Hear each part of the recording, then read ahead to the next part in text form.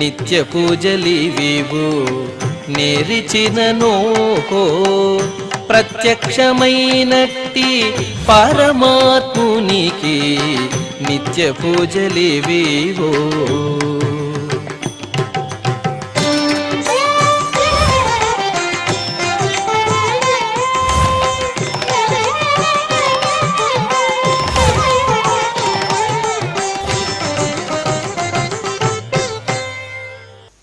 ఓం నమో వెంకటేశాయ.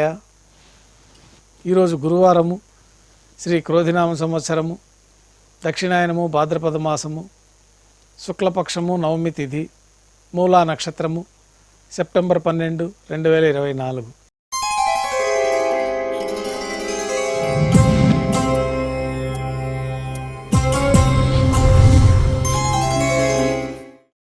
శ్రీవారికి గురువారం ఆర్జిత సేవగా తిరుప్పావడి సేవ విశేషంగా జరుపుకుంటాము.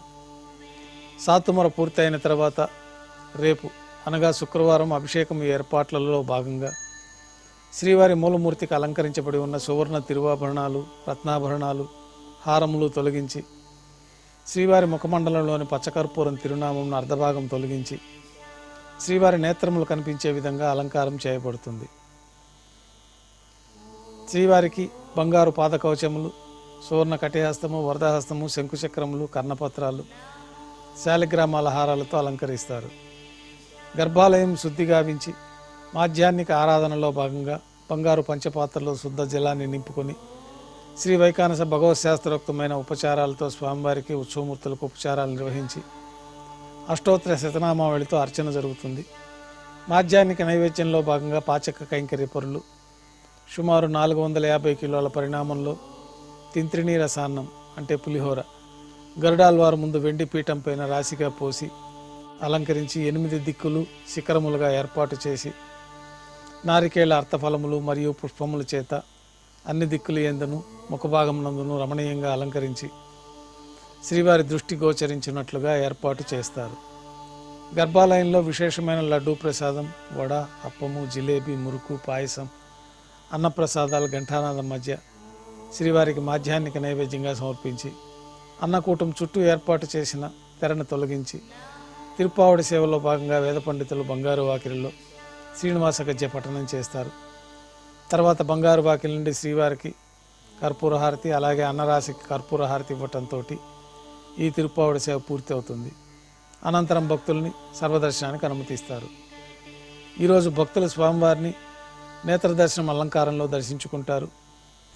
ఉభయ దేవేలతో శ్రీ మలయప్ప స్వామివారు బంగారు తిరిచిపైన వేంచేసి మేళ తాళాలతో ఊరేగింపుగా విమాన ప్రదక్షిణంగా సంపంగి ప్రాకారంలో కల కళ్యాణ మండపానికి చేరుకుంటారు. కళ్యాణోత్సవం ప్రారంభమవుతుంది. పుణ్యాహవచనము, అంకురార్పణ, రక్షాబంధనము, అగ్నిప్రతిష్ఠ, స్వామివారికి అమ్మవార్లకి కళ్యాణోత్సవం సందర్భంగా నూతన పట్టు వస్త్రాల సమర్పణ, మహాసంకల్ప పఠనం, మాంగళ్యాలకు ఆరాధన, మాంగళ్య పూజ పూర్తయిన తర్వాత అమ్మవార్లకి మాంగళ్యాల సమర్పణ. ఈ సందర్భంగా స్వామివార్లకి అమ్మవార్లకి కర్పూర నీరాజనం, విశేషమైన హోమాలతో పూర్ణాహుతి పూర్తయిన తర్వాత మాలా పరివర్తనం అనే కార్యక్రమాన్ని నిర్వహించి ఉభయ దేవేరులను శ్రీవారి చెంతకు చేర్చి ఈ సందర్భంగా అక్షతారోపణం అనే వైదిక కార్యక్రమాన్ని మంత్రయుక్తంగా నిర్వహించి నైవేద్యం సమర్పించి కర్పూర నీరాజనంతో కళ్యాణోత్సవం పూర్తి అవుతుంది.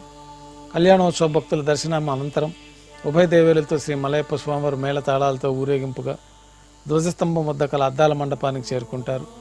వేదపారాయణ నడుమ అద్దాల మండపంలో ఊంజల్ సేవ నిర్వహించి కర్పూర నీరాజనంతో ఊంజల్ సేవ పూర్తి చేసుకుంటారు. భక్తుల దర్శనానంతరం ఉభయ దేవేలతో శ్రీ మలయప్ప స్వామివారు బంగారు తిరిచిపైన వేంచేసి మేళతాళాలతో ఊరేగింపుగా ఆలయం వెలుపల కల వైభవోత్సవ మండపానికి చేరుకుంటారు. ఆర్జిత బ్రహ్మోత్సవంలో భాగంగా స్వర్ణ గరుడ వాహనంపైన శ్రీ మలయప్ప స్వామివారు వేంచేస్తారు. కర్పూర నీరాజనంతో స్వర్ణ గరుడ వాహన సేవ పూర్తి అవుతుంది. హనుమంత వాహనంపైన శ్రీ మలయప్ప స్వామివారు వేంచేస్తారు. కర్పూర నీరాజనంతో హనుమంత వాహన సేవ పూర్తి అవుతుంది.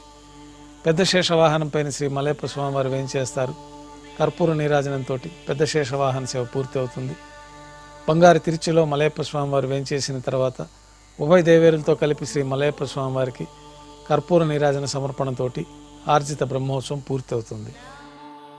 సాయం సంధ్య వేళలో 1000 దీపాలతో అలంకరించబడి ఉన్న సహస్ర దీపాలంకరణ సేవ మండపానికి ఉభయ దేవేలతో శ్రీ మలయప్ప స్వామివారు చేరుకుంటారు. వేదం, గానం, నాదం నడుమ సహస్ర దీపాలంకరణ సేవ జరిపి నక్షత్ర నీరాజనము, కర్పూర నీరాజన సమర్పణతోటి సహస్ర దీపాలంకరణ సేవ పూర్తి అవుతుంది.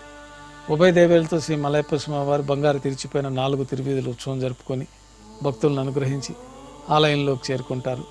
ఆలయంలో నైవేద్యం పూర్తయిన తర్వాత గర్భాలయంలో వేంచేస్తారు. వెంటనే రాత్రి తోమాల సేవ ప్రారంభమవుతుంది.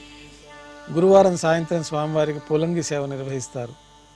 సాయంకాలం ఆరాధనలో భాగంగా గర్భాలయం శుద్ధి చేసి పంచపాత్రలో శుద్ధతోయం నింపుకొని స్వామివారికి, ఉత్సవమూర్తులకి వైకానస భగవశాస్త్రోక్తమైన ఉపచారాలు సమర్పించి వివిధ సుగంధ పుష్పాలతో స్వామివారి దివ్యమంగళ స్వరూపమంతా పుష్పమాలలతో అలంకరించి పుష్పమాలలతో కిరీటాన్ని సమర్పించి స్వామివారికి సూర్యకటాన్ని అలంకరించి ఉత్సవమూర్తులకు పుష్పమాలను సమర్పించి చతుర్వేద మంత్రాలతో మంత్రపుష్పాన్ని సమర్పించి నక్షత్ర నీరాజనము, కర్పూర నీరాజనంతో పూలంగి సేవ పూర్తి అవుతుంది.